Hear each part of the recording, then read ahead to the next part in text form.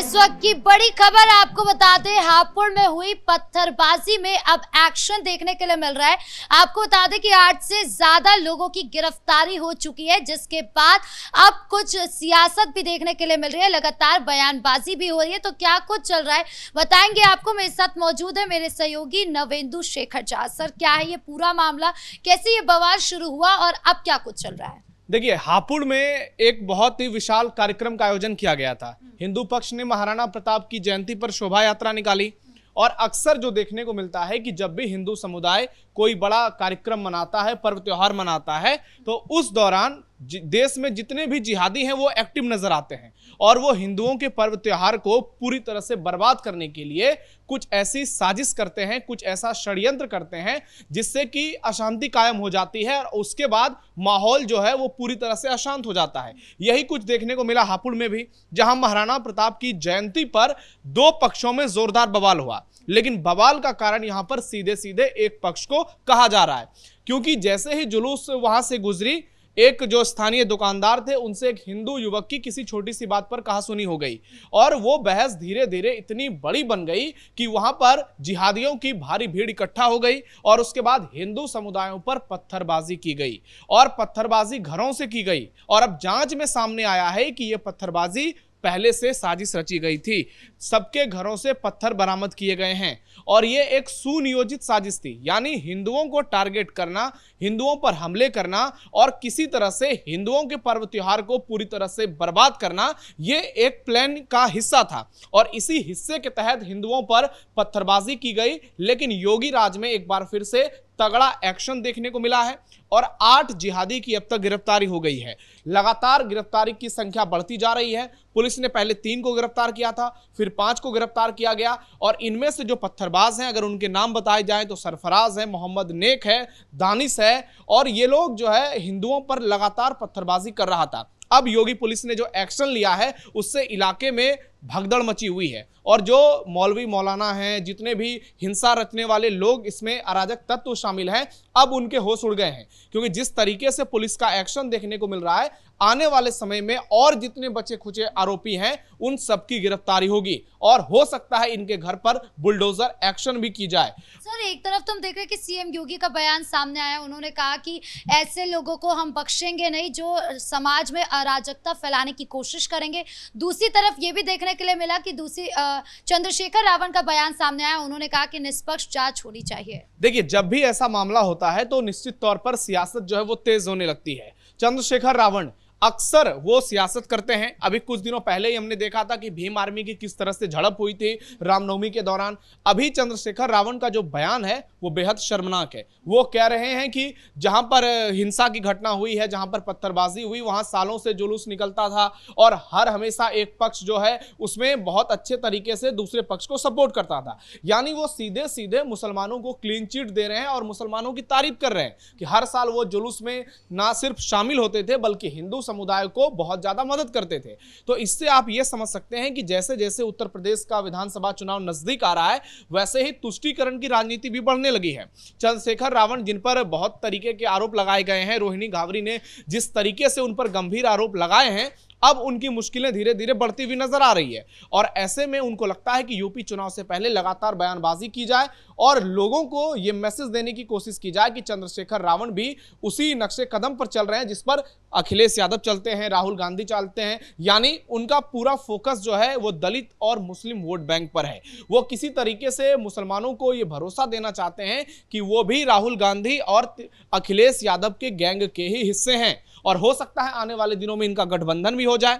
लेकिन आप ये देखिए कि चंद्रशेखर रावण ने एक बार भी पत्थरबाजी की आलोचना नहीं की। वो कह रहे हैं कि इसमें निष्पक्ष जांच होनी चाहिए। अगर वो ये कहते कि जिन लोगों ने पत्थरबाजी की उन पर योगी पुलिस एक्शन ले, बुलडोजर चलाए, तो लोगों को समझ में आता कि ये एक सांसद का बयान है। लेकिन जिस तरीके से वो बयानबाजी कर रहे हैं, इससे साफ साफ समझा जा सकता है कि चंद्रशेखर रावण भी सियासी रोटी ही सेक रहे हैं। मतलब चंद्रशेखर रावण को ये डाउट है कि सीएम योगी निष्पक्ष जांच नहीं करते हैं। नहीं, उनके डाउट होने या ना होने से कोई फर्क नहीं पड़ने वाला है, क्योंकि हम देख रहे हैं कि जिस तरीके से एक्शन हो रहा है, अब तक 8 लोगों की गिरफ्तारी हो चुकी है और पुलिस का साफ साफ कहना है कि इस मामले में और जो भी आरोपी होंगे वो किसी भी पक्ष के होंगे उनको गिरफ्तार किया जाएगा। अगर हिंदू पक्ष की ओर से भी किसी का नाम लिया जाएगा तो उन पर भी एक्शन होगा। लेकिन सवाल यह है कि यहां पर पत्थरबाजी किसने की? जब भी हिंदुओं का कोई त्योहार आता है, अभी हमने देखा रामनवमी के दौरान पूरे भारत में कई जगहों पर हिंदुओं की शोभा यात्रा पर पत्थरबाजी हुई। तो असली सवाल तो यह है कि जब हिंदुओं का पर्व त्योहार आता है तो पत्थरबाजी की घटना क्यों होती है? ईद के दौरान नहीं होती है, रमजान के दौरान नहीं होती है, बकरीद के दौरान नहीं होती है, मुहर्रम के दौरान नहीं होती है, लेकिन जैसे ही रामनवमी की शोभा यात्रा निकलती है, दुर्गा पूजा विसर्जन यात्रा निकलती है, गणेश चतुर्थी का विसर्जन होता है, तो आप देखिए कि उस समय किस तरीके से पत्थरबाजी होती है। घरों से पत्थर बरामद किए जाते हैं, मस्जिदों से पत्थर बरामद किए जाते हैं और एक सुनियोजित साजिश जो सीधे सीधे लोगों के सामने प्रस्तुत होती है। और यहां पर योगी पुलिस की तारीफ करनी होगी, जिस तरीके से पुलिस ने एक्शन लिया है, जो आईजी का बयान सामने आया है। और अब चुनाव से पहले यूपी को लगातार ऐसे ही हिंसा में झोंकने की कोशिश की जाएगी। सर, सोशल मीडिया पर कई सारी ऐसी वीडियोस वायरल हो रही है जहां पर मुस्लिम घरों के अंदर जो झुग्गी झोपड़ी में रहते हैं उनके घर से बोरियों में पत्थर मिल रहे हैं कि ये सारी पत्थरबाजी के लिए पहले से तैयारी की जा रही थी। इसमें कोई नई बात इसलिए नहीं है क्योंकि हम देख रहे हैं पिछले 10-12 साल के शासन में, जब से बीजेपी सरकार में है, तब से पत्थरबाजी की जो घटना हुई है उसमें पहले से पत्थर को लाया जाता है। और आपने दिल्ली दंगे के समय वो तस्वीरें देखी होंगी जब आम आदमी पार्टी के जो पार्षद थे उनके घर से पत्थर भारी मात्रा में बरामद हुए। जहां भी दंगे की खबर सामने आती है, चाहे वो हरियाणा का नूह हो या झारखंड का कोई भी इलाका हो, बिहार का कोई इलाका हो, पूरे देश में कर्नाटक का कोई इलाका हो, जब भी पत्थरबाजी की घटना होती है तो मस्जिदों से पत्थर बरामद किए जाते हैं। और उसमें बहुत सारे ऐसे लोग शामिल होते हैं जो खुद को मुस्लिम धर्मगुरु बताते हैं और उनके इशारे पर ये सारे काम चलते हैं। लेकिन अब उत्तर प्रदेश की चूंकि तस्वीर पूरी तरह से बदल गई है, अब योगी आदित्यनाथ अपने हिसाब से एक्शन लेते हैं। और यही कारण है कि अभी आपने देखा होगा बंगाल चुनाव में भी योगी आदित्यनाथ का जलवा किस तरीके से देखने को मिला था। हिंदू हृदय सम्राट की उनकी जो एक छवि है वो लगातार मजबूत होती जा रही है क्योंकि वो विकास में भेदभाव नहीं करते हैं। लेकिन जब कोई उत्तर प्रदेश को अशांत करने की साजिश रचता है तो फिर योगी आदित्यनाथ का तगड़ा एक्शन देखने को मिलता है। जब भी हम देखते हैं कि उत्तर प्रदेश को कोई भी अशांत करने की कोशिश करता है तो एक्शन होता है और यही एक्शन एनसीआरबी की रिपोर्ट भी बताती है। वो अभी हाल ही में जो आई है एनसीआरबी की 2024 की रिपोर्ट, वो यही बता रही है कि यूपी का जो कानून व्यवस्था है वो काफी पुख्ता है बाकी राज्यों की तुलना में।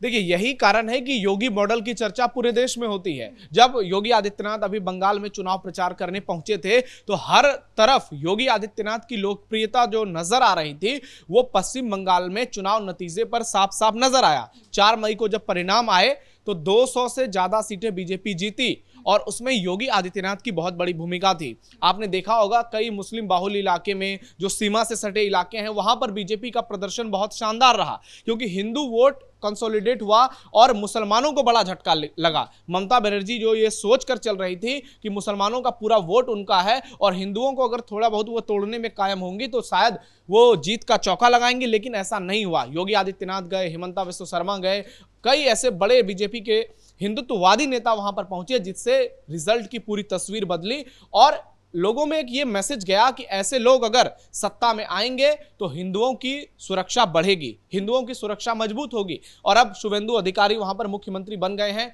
उनकी तुलना भी योगी आदित्यनाथ से की जा रही है। लोग ये कह रहे हैं कि अगर शुभेंदु अधिकारी भी योगी आदित्यनाथ के नक्शे कदम पर चलेंगे तो पश्चिम बंगाल में भी पत्थरबाजी की घटना अक्सर देखने को मिलती है वो बंद हो जाएगी क्योंकि रामनवमी का जो त्योहार है पश्चिम बंगाल में वो एक बड़ा मुद्दा होता है। ममता बनर्जी किस तरीके से भेदभाव करती हैं ईद और रामनवमी में वो साफ साफ नजर आता है। तो योगी मॉडल जो है वो उत्तर प्रदेश से अब आपको पश्चिम बंगाल तक देखने को मिल सकता है। सर, हापुड़ में तो हम देख ही रहे हैं कि पत्थरबाजी हुई है, लेकिन दूसरी तरफ गाजियाबाद में भी पत्थरबाजी का मामला सामने आया है। देखिए योगी आदित्यनाथ प्रशासन का साफ साफ कहना है कि जो भी दंगाई हैं उनको अगले चौराहे पर उल्टा लटकाया जाएगा, उनकी हड्डी तोड़ी जाएगी। और जैसे उन्होंने सरकारी संपत्तियों का नुकसान पहुंचाया है, आम लोगों को नुकसान पहुंचाया, हापुड़ की बात करें वहां 50 से 60 वाहनों को पूरी तरह से क्षतिग्रस्त कर दिया गया, तो उस पर योगी प्रशासन ने साफ साफ कहा है कि जिन लोगों ने इस हिंसा को अंजाम दिया है अब वसूली उनसे की जाएगी, उनको मुआवजा देना पड़ेगा और जिन लोगों को दिक्कत परेशानी का सामना करना पड़ा है उन लोगों को लौटाना पड़ेगा। यानी दंगाइयों के लिए यूपी में कोई जगह नहीं है।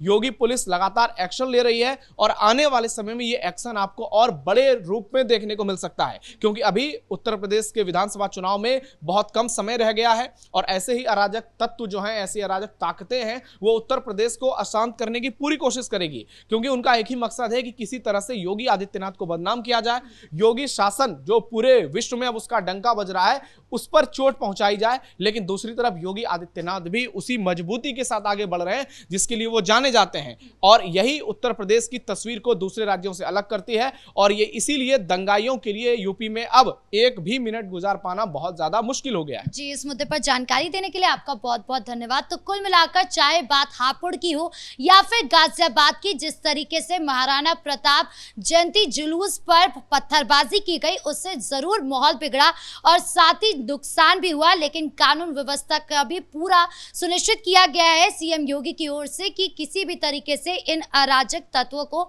मिटाया जाएगा, इन पर एक्शन लिया जाएगा और आगे ऐसा कुछ ना हो इसका भी पूरा ध्यान रखा जाएगा। अब आगे क्या कुछ होता है, कितनी गिरफ्तारियां और होती है, यह भी देखना बाकी है। ब्रेकिंग न्यूज में इतना ही। कैमरा पर्सन कुणाल के साथ मैं राधिका राज।